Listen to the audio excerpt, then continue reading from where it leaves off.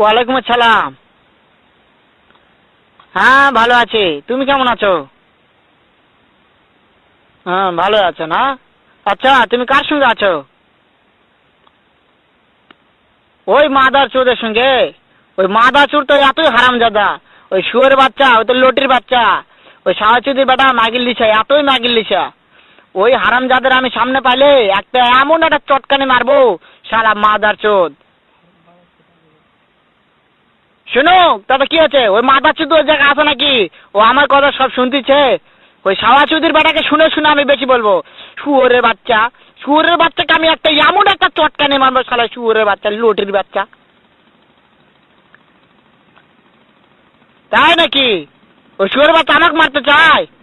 শুয়োরের বাচ্চাকে আমি দেখা সাক্ষাৎ হলে বলে শুয়োরের বাচ্চাকে আমি এমন চটকানি মারবো, মাদার চোদ। আমি থামো, আমি